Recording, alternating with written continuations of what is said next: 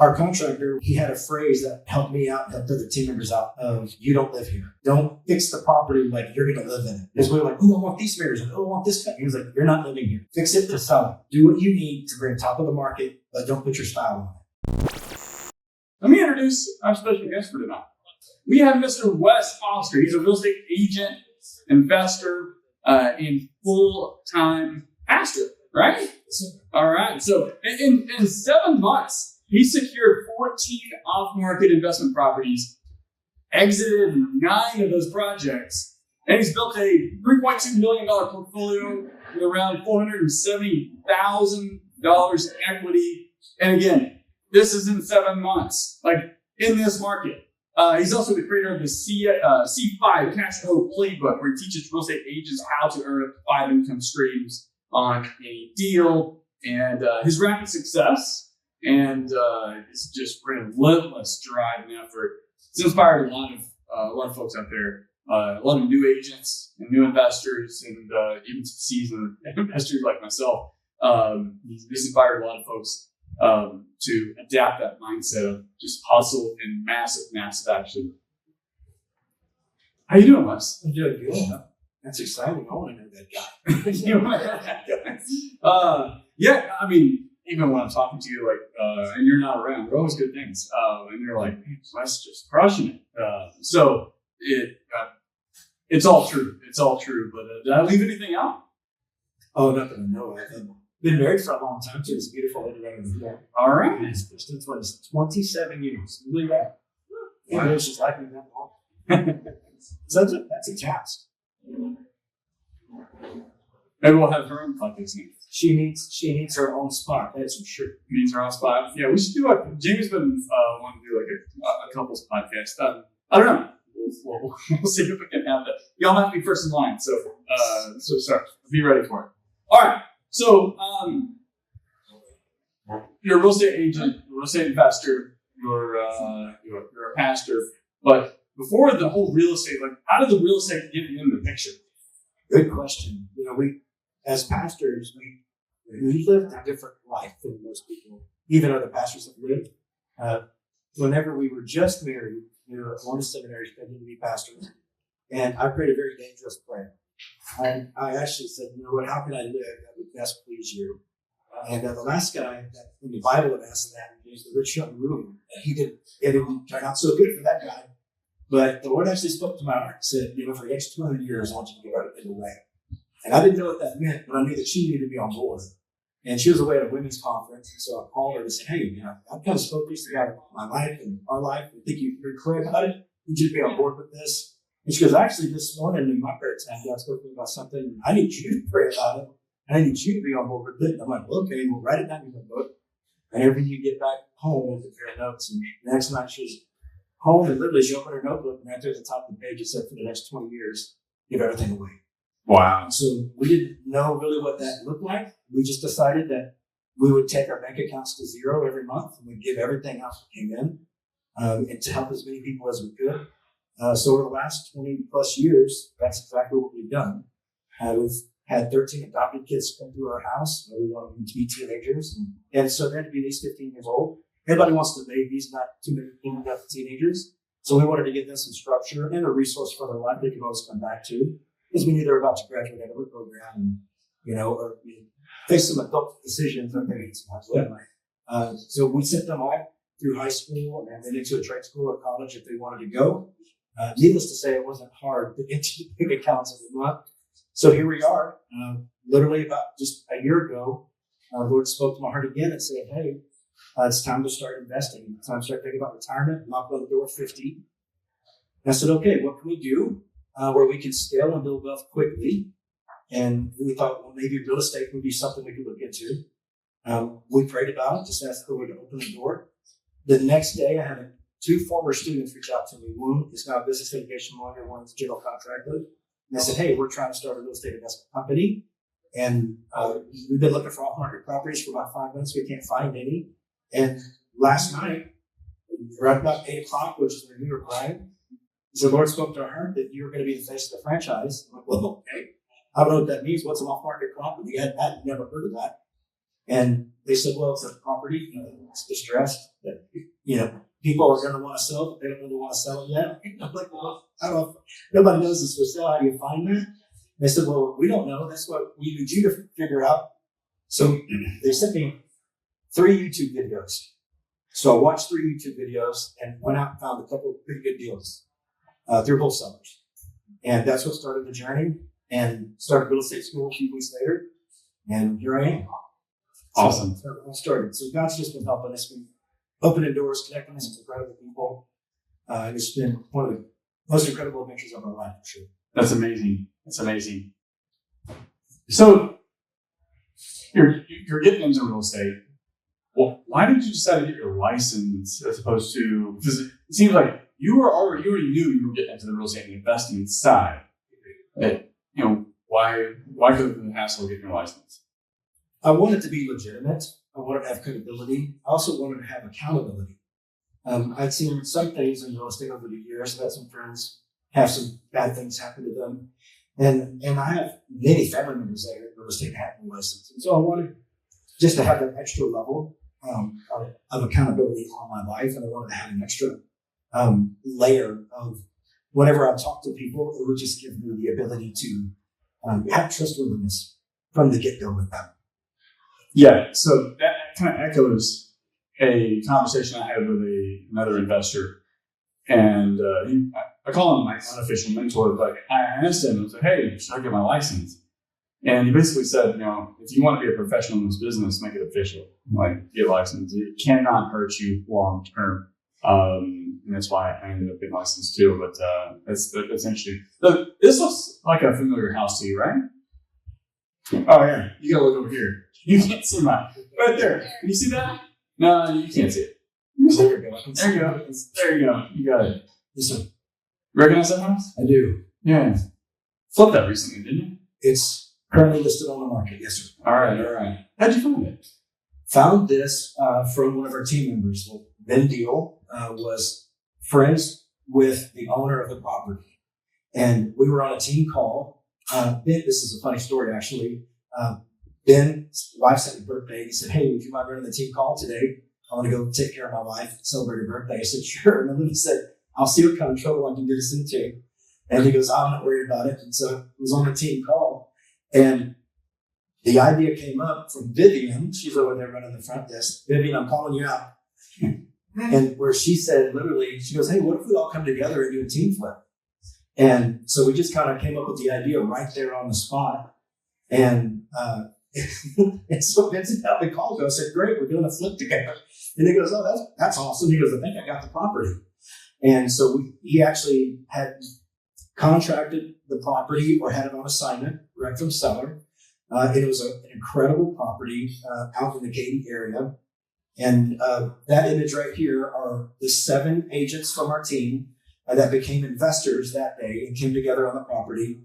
Each pitched in the same amount of money to qualify for a hard money loan on the property. But we found it direct from seller through Ben. It was an incredible property. Interesting. So Ben brought this to you, and then you realized, hey, like, did you want to do it, or was it when the team flipped? That's kind of how it came together. Well, it's been in my heart to do it for a while. I thought we could bring the team together, and I was wanting to find a project that we could do to train our agents and to teach our agents hands-on. Many of them wanted to work with investors on big properties, and I thought there's no better training and education than to put your boots on the ground and do it in real life, real time. And even though it may be a 4 to 6 month flip school from like the first to the actual selling of the property, those lessons are gold for the agents. And they will learn real time and be able to discuss problems and come up with solutions real time. And so that was in my heart. And Vivian brought it up, and I loved the idea. And everybody that was on the call that day became the investors in the project. And then when I brought the idea to Ben, I was a little hesitant. I don't know how I was going to feel about this. Ben was like, bro, I've been praying about this for like a year. I didn't know how to make it happen. He goes, God just put it all together. So it's pretty neat. Yeah. So we had some conversations offline. I love the idea. I mean, there's nuances to it, but I love it because you do get the opportunity to like be hands-on when otherwise maybe you couldn't, or maybe a little gunshot and actually pulling the trigger yourself, but many hands lift big objects, and it seems like you said 7 of you flip this house. Yes. So who decides, what is this picture? You are tearing out tile. Yes. All right. Who decides who tears up tile, who does demo, who does painting? How did that all get ironed out? Well, nobody was allowed to be passive. They had to the whole idea behind the flip school was to get involved like it was your own property. And we wanted to do the things that we could do and also save money, budget money as along the way as we went. And I felt like demo work, when you're first getting started, you're going to want to do that yourself. You want to get your hands involved. You're going to want to see the project that way. You're going to want to own it. And, if you can have 7 people, we cleared the house up in a couple of days and save a couple of $1,000 and then paying somebody else to do it. And we had a lot of fun. And we discovered a lot of issues along the way that came up with the demo of the property. But that was a team decision. We decided that nobody was allowed just to sit back and watch, that everybody was going to have their hands, that there were maybe some days that we call almost maybe the next day almost had to be like an emergency type thing. Hey, we need to have a work day tomorrow. Hey, we need to do this thing tomorrow. And everybody agreed, to the best of their ability. They would kind of drop what they had and they would go show up. And everybody did every step along the way. And I think we had 3 total demo days or work days. And then we had a couple of bonus days at the end. The finish of the project is always the most tedious. Yeah. We had a lot of mini days in there where we'd come out. We'd work 2 or 3 hours at a spurt to get some stuff done to get it on market. But yeah, demo days is always fun. Yes. Yeah. Who doesn't like tearing down doors and sheetrock, tile? All right. What surprises did you find? This is one of them. Our plan was to put, so if you can't, and anyone in the audience, if you can't, you can probably see that. If you've never demoed a floor, once you do, you realize, it's not always level. And sometimes you see a pretty big gap, which is what we're seeing here. Yes. So what's going on here? This was probably one of our main issues that came up with the house. Whenever we demoed the tile, which is the previous picture you saw, that's how it was our crew, our investors, our agents doing all that work. We noticed that the floor was very unlevel. It had a lot of dips and pits in it. Did you notice that in the tile itself, or that was being covered up through the float? It was being covered up. And so when we pulled out the tile, we realized that there was a major issue with the flooring itself. It was confirmed when it rained the next day and water was coming up through the actual foundation in multiple areas of the house. And so that we had no clue because the concrete that was on top, then the float on top and tile was sealing it. But when we pulled all that out, water started to come through. So we realized we had a pretty severe issue going on that we needed to address quickly. And the plan was to put a luxury vinyl plank throughout the entire house. We like to do that on our flips from kitchens to bathrooms, have the same flooring throughout. And in the bedrooms, this is a picture from one of the bedrooms. When we pulled up the carpet that was there and thick padding, it was covering up dips and waves in the floor. And every single bedroom had it. The office had it. The tile work, it was terrible. And so we realized that we could not put LVP down on a floor like that because you would be able to see it in the floor. And our team, we had a meeting. We said, okay, this is a discussion that we need to have. We could put carpet back in the rooms and cover this up. There was nothing wrong with the foundation itself. It was perfect. It was strong. We had a structural engineer come out and check it. Everything is beautiful with the foundation. This is actual just dips and waves whenever they just didn't float it right when they built the house. And it's been covered up like this for 40 years. Just with thick padding and carpet and a thicker mat on the carpet itself. So we said, what do we want to do? How do we want to address this? Here's the different options that we get. Our contractors recommending this. What do you guys want to do? And to the person on the team, they all said, what do we need to do to make it right? We want to make it right. And the answer was, we were going to increase the budget. We're going to spend the money. I think we put 70 packs of concrete throughout the house to level all the floors and to make everything seamless throughout. And the team doesn't know this yet, but yesterday, after we visited the tax auction, I had a showing at this property out in Ravenfield. And it was a gentleman and his wife that called me and said they were looking for a house for their handicapped son. And they said one of the main features that we were looking for was a flooring that had no step-ups, no transitions, no issues moving in and out of rooms. And that's exactly what we decided to do on this house, was make everything level, where there's no transitions, no carpet in one room, tile in one room, LVP in one room, with the little, rollovers. And when they walked in, they were like, this is exactly what we're looking for. The mom almost started crying. She's like, there's no other house that we've seen, because they currently live in that subdivision. They wanted to stay in the subdivision because all their support network for their handicapped son is there. And so now this house fits them because of the decision they made to do the farm right. Yeah, that's awesome. As a house flipper, a lot of times we're trying to do the minimum possible to get the maximum effect. That's just business 101. But sometimes going the extra mile actually can end up paying off. In this case, hopefully you got a buyer on the line. I'm glad to hear you hired a structural engineer on this. So I don't know anything about engineering, but when I see that gap, I'm like, in my head, I got my investor hat on. I'm thinking, oh crap, this is just another expense. Like, great, didn't budget for that. And the first thing I do is have the structural engineer go out and, hey, let me know what's going on with this thing. If it does need repair, let me know what that's going to be. And then I hand that over to the actual foundation folks. They give me the quote. I've always done it that way. That way you get an unbiased expert opinion, because anyone could start a foundation repair company. And then of course you have to come back out to certify it. And there have been times when I'm like, we definitely need foundation work. And the engineers come out and said, no work needed. I'm like, whoa.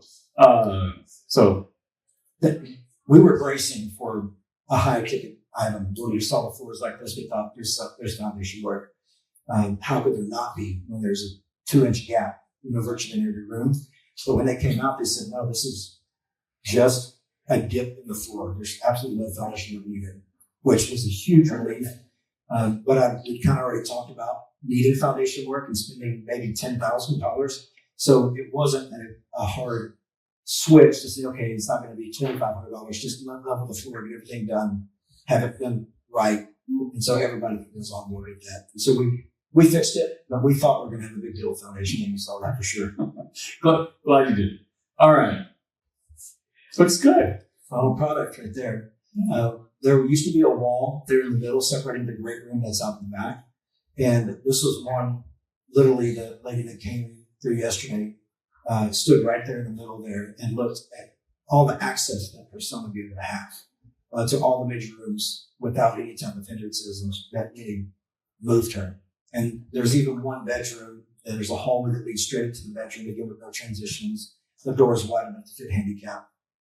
So they were very impressed with everything that worked those times. Yeah, looks really good. Good call on the free flow of flooring. From the team though. So, for a lot of folks, that was their very first time breaking tile and sheetrock, at least from an investment property. What was the overall feedback from their experience going from A to Z, or I guess you're not to Z yet, you're close, but at least getting the project done? What was the overall feedback, both pros and cons? The pros is everybody learned along the way all the different mechanisms that went in play. I was doing my best to be as transparent as possible with everything that came up. Like in the very beginning, when we had various lenders, that I brought 4 different lenders to the table that showed them the property, the rehab budget, and they were shocked at looking at the same exact property, how far each lender was off on their cash to close. Like we had some lenders that were in like a $20,000 cash to close. And then we had some as high as like $53,000 cash to close. And that was an eye opener. And I was like, that's why you always want to get bids on from multiple lenders. They see a project and a property differently. And then they got to pick which one. We didn't pick the lowest one. We didn't pick the highest one. We picked the one that we thought was best for the property, that had the best terms for that particular deal. And so that was an eye opener. So they really, one of those moments where they're like, well, we never would have thought that there could be that much of a difference. And so the teaching part of it, of showing them why there was a difference, how some of them ran it on a 70 loan to value. Others run around 80% loan to value. Just how they process the loan can cost you a lot of money or save you a lot of money. Yeah, you don't, especially new investors or newer looking to do the first deal, they don't know that until they get to that bridge. And what I usually, or what I do tell folks is, make lots of offers, analyze a deal a day, and then submit some of those and talk to your hard money lender or whoever you're using for financing to get those terms back so you understand what that is. And you're not like trying to fight through those weeds when you actually get like a home run deal. Yeah. So that was a great teaching moment at the very beginning. The demo stuff and putting the hands on, I think everybody enjoyed that. The team has always been incredible. There's not been one single, fight or argument or fuss. But I also, if you're going to work a project like this, I think it's important at the very beginning. We did set proper expectations. I let them know. I was like, we're going to collab on everything. We're going to make a decision. It'll be the team's decision. But ultimately, I'm 100% in charge. And I'll make the final decision. If you don't like it, it's not a team member's fault. Just come and talk to me. And so that allowed the decisions to be smooth throughout. And then if anybody had an issue with the decision, they just have a conversation. We also were working with our contractor. What I love about this project is from start to finish, everything was on our team, except for the funding. We did go outside for the funding on this project. We did have a team member that was working with the company pitch, and they were too high, which was another, listen, it is business. When it comes down to it, you make the best decision, not because of friendship, because of what makes sense with the numbers. But our contractors from our team, and they were investor friendly and worked very well with everybody. And so we also made sure that we didn't have multiple team members talking to the contractor, telling them what they liked, what they didn't like. And so we had just one point of communication with the contractor, and and our contractor, which was Jose, supposed to be here tonight, but he may be out busy. Is Jose here? Oh, not yet. But Jose and his company was incredible to work with. If there's, as you know, there's always little things that need to be retouched up or redone. They were always on point, always on top of it. And then he was also letting me know this is a budget thing, and he had a phrase that helped me out, helped other team members out of, you don't live here. So don't fix the property like you're going to live in it. Because we were like, I want these stairs, and I want this. He was like, you're not living here. Fix it to sell it. Do what you need to bring top of the market, but don't put your style on it. And so that was his experience coming in and helping us newbies learn that part of it. And so those were a lot of the pros from the team aspect, cons from the team aspect. We said at the beginning that this wasn't intended to be a money-making project, that it was going to be a teaching project, a hands-on project. And our chief concern wasn't going to be about how much profit we could turn. That we would put a decision more about the learning process than about the money-making process. And that really solved a lot of the dispute issues along the way. People weren't concerned. Now, we are going to make money on it. It's a great property. It'd been a true 70% deal. And so what we looked at in our house flip, our showcase 2 weeks ago, the projected profit is going to be about $98,000. Projected net profit for each investor will be around $8,000 each, which is incredible on a property that big with the budget that we had. We'll see what happens after negotiations and when it finally does sell, but that's the projected as of right now. Yeah, I love that. And a couple of things on that point would, changing the mindset from, money making to a profit or to an education. Now, obviously, the numbers got to make sense. And yes, the objective is to make money. But on your first deal, you make so much more money through the education. And you could, if you want to, there's nothing against masterminds. I've paid a lot of money in masterminds. They've made me a lot of money. We've paid, I think, $35,000 is probably the highest. And I know folks that have paid over like 6 figures for masterminds. Wow. In your case, at least with a lot of your team members, they're getting paid. Right. So you actually get the hands-on experience, which is what's so unique about that structure. So yeah, love that. I had another thought, but it escaped me. Do you have another team flip planned, or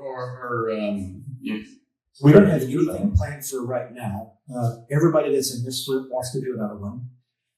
Well, I can't speak for everybody. Most in this team flip, I would say, wants to do another one. And I've had several other people through the showcases and through conversations say, hey, we would like to do it. I've actually had some lending companies come and say, hey, we'd like to do a team flip in our office, like with our office members. Like, we'd love to do that. We work with investors all the time. We'd like to know the hands-on process to that. And I kind of pitched the idea. So what if we do a competition between your office and this other lending office and see if they want to do a flip too? And they're like, oh, that sounds like fun. And so Sounds like an HGTV show. Tell me. So we're talking about putting together something fun like that between different lending companies competing on a team flip. Yeah. Coming to the HGTV channel near you. That's awesome. That's awesome. Really exciting. Any other thoughts there? I'm trying to think. Are you trying to lead me in a question that we talked about? Oh. I love this process. I love our team, and I'm thankful for Ben because he's been there every step of the way. Because there's been things pop up that I didn't know how to handle, and I brought up on our coaching calls, and I've brought up on Ben's calls, and just to have the leadership has given me confidence and given our agents confidence to be able to tackle something like this. So our team is literally second to none. I don't know anybody else out there doing this with their agents, actually live, hands-on team flip, where they can learn, where they are also the investors. They get some skin in the game. And their testimony now is literally, I was a part of a flip that was successful. And they were part of the intricate details all along the way. Nobody was passive. They were, boots on the ground, got their hands dirty, brought their work gloves and had an incredible time. So they could lead from example and lead from a position of experience and power, which every agent needs. And so our team is hands down the best in the business. And I'm thankful when Ben first stepped in, he visited Champion School when I was there at the prep class. And I'll be honest with you, I was very frustrated because I needed to build retirement quickly. I needed to scale quickly. And what I was hearing from traditional brokerages was not what I needed. I don't have time to be a regular realtor. I got to do this fast. I have 10 years. I want to retire with time freedom at 60. It's my goal. I've got about 10 years to do what it takes most people to do 40. And when Ben stepped in the room and he said, who here wants to build wealth in real estate? And me and 3 other people raised our hands out of the class of 50. That blew my mind. Nobody else wants to build wealth. And Ben was like, he said, I'm only here for about 3 or 4 of you, so I'm glad you 4 raised your hands. Everybody else can tune me out. I'm going to speak to you 4. And then he started talking about the benefits of building your business working with investors. And my heart just leaped within me. And I actually signed up for EXP before I took my real estate exam. That's how anxious I was to get started and to get going with it. And I knew that this was the right way. And then when Ben said, he goes, I don't even care about the brokerage. I joined the brokerage to be around Chris and be around Brant. And I'm like, who's Chris and Brant? And he goes, oh, you'll see. And then very quickly found out who you guys are. And I'm like, man, God has just completely set my family up to hit home runs. And so now one of my taglines is I hit dingers. That's all I do. But I give credit to you guys because I wouldn't be able to do this. Wouldn't be in this. If it weren't for Ben and you and Grant. It's just incredible. So experience built, that's what builds confidence. You're swinging the bat. And you just did that, but you're also doing that with a team to where now everyone's swinging the bat. Everyone's getting experience. So now going into that next deal, whether it's as a team, whether it's individual, whether it's both, now everyone has more experience going into that next deal, which gives them more confidence in how to actually approach it, how to underwrite it, how to manage the contractors, all the stuff. So you've definitely given yourself a great service, whole team a great service. That's amazing. That's why we created this community is for folks like you that even though you are getting your license, that you do want to learn the investing side. Because at the end of the day, you can make a lot of money as an agent. You can also make a lot of money wholesaling. You can make a lot of money flipping. But unless you really learn how to build wealth through real estate investing by owning assets, which I know you're headed in that path, you're really just always in the transactional game. And anyone in the real estate transactional game right now knows it's kind of risky because when transactions slow down, so does your money. And that's not fun. But folks that have a bit more diversification in their income streams, one income stream goes down, they get supported by some of the other ones. Doesn't mean that they don't feel it too, but maybe they feel it a little bit less, and they got a little bit more wiggle room to execute on those opportunities that come when there's market disruption, which I've heard Grant Cardone talk about. And whether you like him or not, he's definitely smart and good at what he does, but he's just like, this market cycle. He was like, I'm paraphrasing his quote, is basically, I'm going to make more money than you can even think possible over these next 10 years because of what's going on now. And anyway, so huge kudos. Congrats. Thank you much. Awesome. All right. I got a couple questions I ask everyone who comes on the show. First is, if you could give advice to your 20-year-old self, what would it be?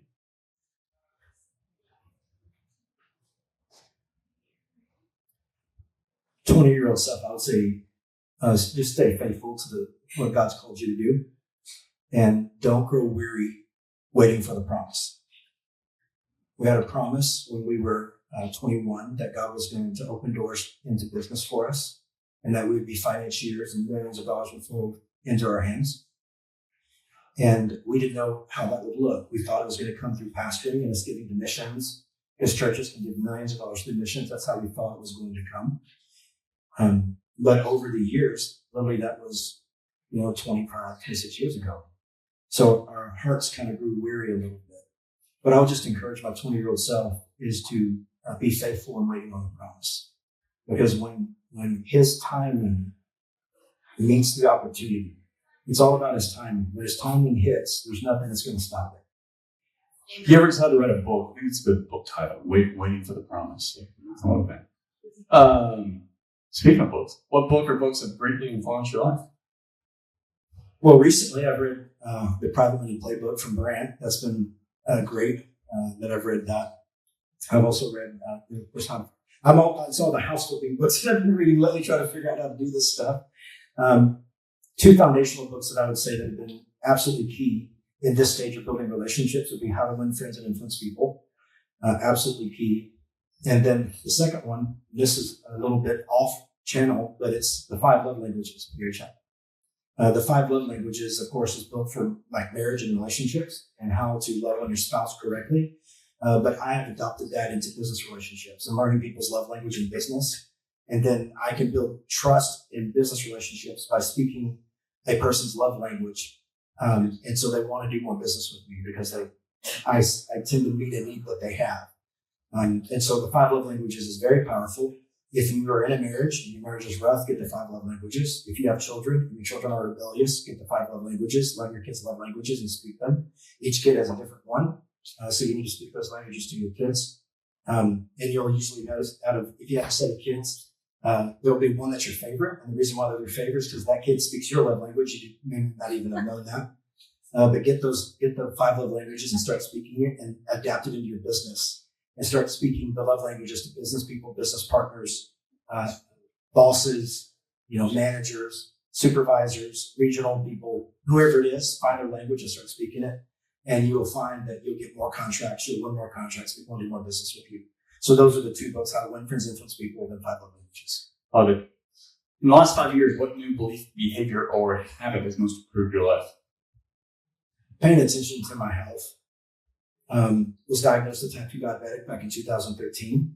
At my heaviest, I was almost 300 pounds. I've lost about 70 pounds over the last 5-6 years in that timeline. And then my wife and I just recently have upped a new challenge. We started a new challenge just a couple of days ago.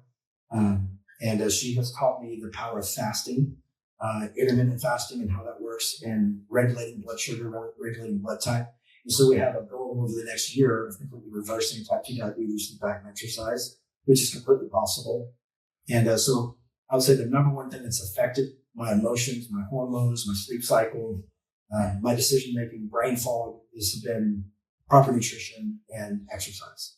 You do a team fast too. Yes.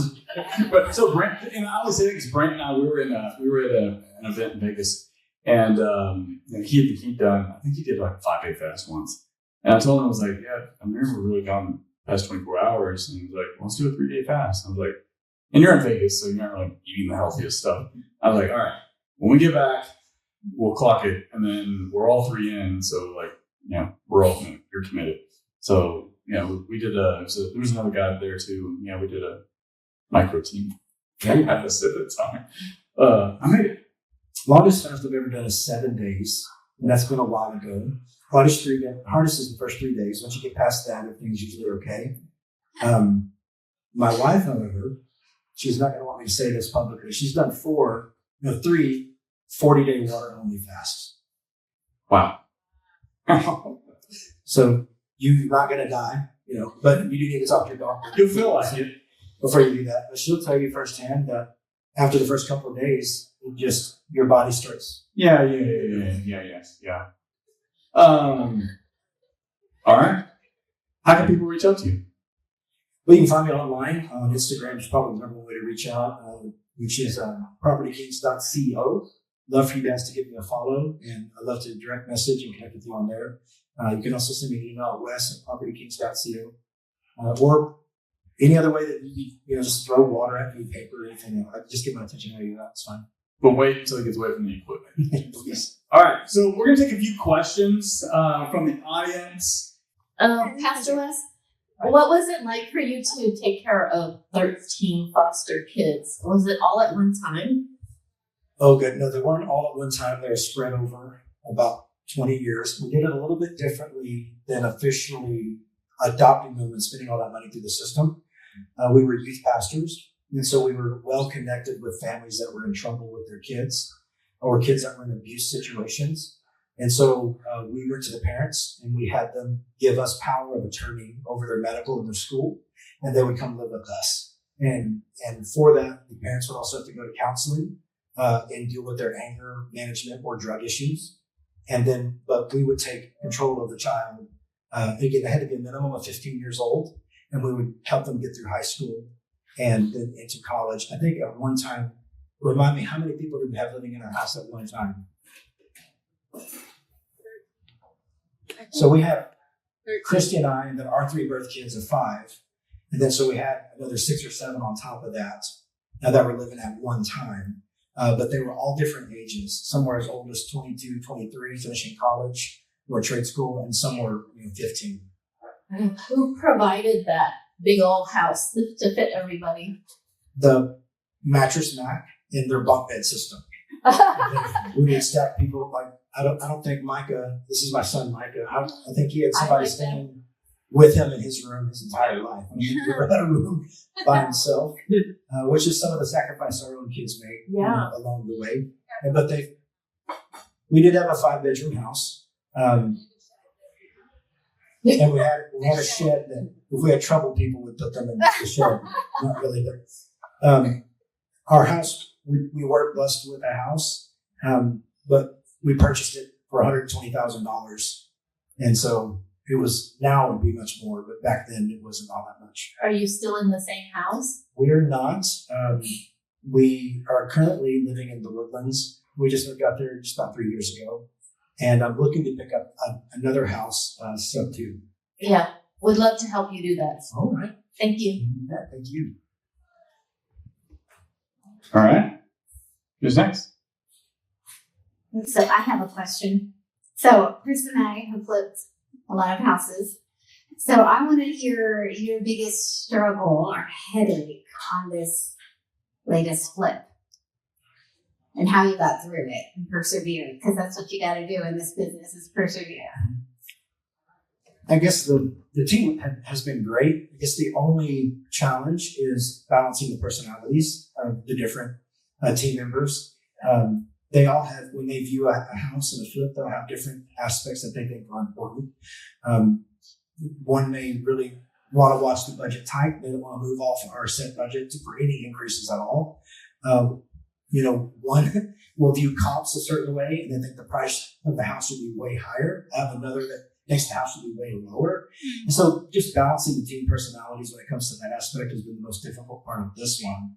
But everything else has been incredible. I really have no complaints. Yeah. Awesome. Love it. Who's next? How's it going, Wes? Good. So you said that this flip was mainly for a learning experience rather than gaining a profit. What was some of the most important things that you learned from that flip? Good question.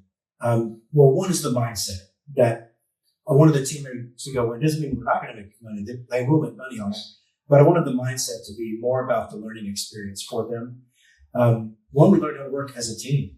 We learned how to come together and make good decisions. And right now the house has been on the market for 30 days, I think maybe 32 days. And I just posted today, hey, it's time to think about a price improvement on a house. And let's look at the actives, what our competition is, and let's see what has been selling the last 2 months and see if we need to come down a little bit on our price.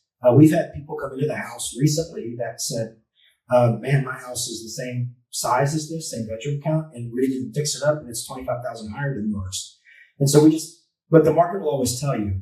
And so the things that we learned were, number one, teamwork and be in unity. And then just make the decisions that are right.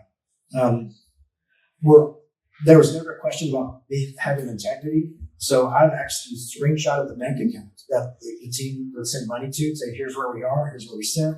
I've submitted about invoices to them. So integrity, transparency, you'll never lose with any of those. It only builds trust. Even when there's a mistake made, we've gone over on the budget on purpose. Like we made some decisions that we knew was going to be a budget increase, like the concrete on the floor. And so that has extended our budget out. But all those will come in transparency. Nobody's going to get mad at any of that when you're just saying, here's the decision that we made. This is what the decision costs. And this is the final product of that. So I've learned personally, trust the team. I had an idea. This is great. This is a good example. Chris gave me a great lesson on this. I watched a guru online, and he's real popular right now out there with his videos. And he said that to avoid multiple different negotiations when you're selling a property, because he said buyers will come in and they'll negotiate a price with you, and then they'll enter a contract on that price, and then they'll do an inspection. And then they'll come back and want to start renegotiating price based upon the inspection and the things they found. And this guy said, don't do that. He goes, get an inspection done first so they know what to expect. And so I had an idea. I pitched it to the team and said, hey, what do you guys think about doing an inspection on the house first and then posting that? And someone brought it up on our call, Chris, and Chris was like, absolutely not. Never, ever, ever do that. And he's like, because disclosures. And see, the guy didn't talk about disclosures. If you find something that's bad on the house, termites or something that's terrible, you now have to disclose that. And I was like, oh, I didn't even think about that. And so that was a lesson that I learned from Chris about inspections on the property beforehand. I was going to think. Thank you. Yeah, thanks. Hey Wes, thanks for coming out and teaching us about flipping. I'm actually doing my first flip right now, and one of the things that I'm struggling with is contractor trust. Yeah. And so I'm not exactly sure if I should keep working with the contractor I have or if I need to keep looking for a new contractor. So when looking for a contractor, what kind of structure do you think would be ideal for somebody who's just getting started like myself? Good question. First, I would like to ask, what has your current contractor done to break your trust? Well, he said a certain number at the beginning of the deal, and then throughout the deal, it just keeps adding more and more and more, and he keeps delaying the timeline as well, which, time is money in real estate, so.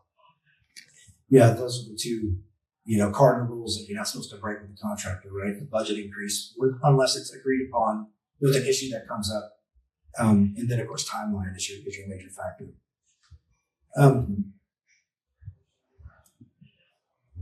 I would probably recommend looking at getting an investor-friendly contractor that can deliver. A lot of contractors don't like it. We've got Adam back here. Talk to Adam of Cost Plus. He's amazing. And Cost Plus brand's fantastic. They're a great company to help too. Some contractors don't like to come in and build on somebody else's work. You don't want to be blamed if something happens in the long run that they did it when it's actually on somebody else's foundation, if you will. Starting out with contractors, the way that I vet them is ask to talk to previous people they've done work for and see what they have done in their jobs and how they liked working with them. Did they finish on budget, on time? We're pretty close to that. And then usually a good sign with the contractor is if you have to supply all the money up front for the materials, that can sometimes be a warning sign And if you have to outlay 10 grand or 15 grand out front, they can often run off with that.